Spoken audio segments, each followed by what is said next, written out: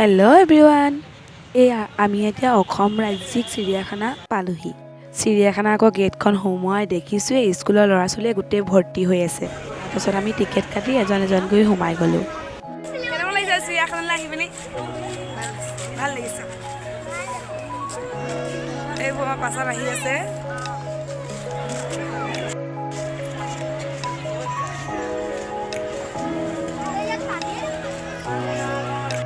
চিৰিয়াখানাত নেদেখিবলগীয়া জন্তু বহুতেই আছে, বেছিকৈ চৰাই চিৰিকটিবিলাক ইমান ধুনীয়া ধুনীয়া। আমি এফালৰ পৰা সকলোবোৰ জন্তু এটা এটাকৈ চাই গ'লোঁ। এইটো চাওকচোন, বান্দৰটো কেনেকৈ মানুহটোৱে জোকাৰি আছে। বান্দৰটো কমটি নহয় নহয়, বান্দৰটোৱে আকৌ মানুহজনক জোকাৰি আছে। ইহঁতকেইজনীক নেদেখালে ভিডিঅ'টো পূৰেই নহ'ব, সেইকাৰণে এবাৰ দেখাই দিলোঁ। এইটো আকৌ উটপক্ষী হয়, চাওকচোন ইমান ডাঙৰ ডাঙৰ। চিৰিয়াখানাৰ ভিতৰতে কেঁচা চানা দেখিছে। কেঁচা চানা দেখিলে লোভৰ পানীয়ে পৰে। আমি চানা কিনি চানাও খাই ল'লোঁ। তাৰপাছত আহিলোঁ আমি সাপ চাবলৈ।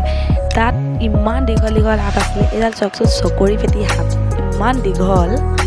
এইটো এটা ৰঙা চকৰি ফেটি সাপ হয়। এইফালে চাওকচোন, সৰু অজগৰ সাপ এডাল আছে। হৰিণাবিলাক চাওকচোন, ওচৰতে ঘূৰি ফুৰে, মানুহবিলাকৰ একো নকৰে। তাৰপিছত ভালুক, কাছ আৰু বিভিন্ন ধৰণৰ জন্তু আছিলে।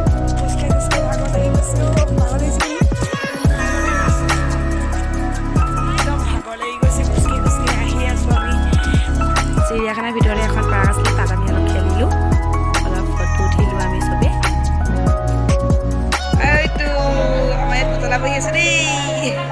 তাৰপিছত একেবাৰে আমি ওলাই আহি চিৰিয়াখানাৰ পৰা গুৱাহাটী ষ্টেচন পালোহি। আজিলৈ বাই, অন্য এটা মিনি ব্লগত লগ পাম।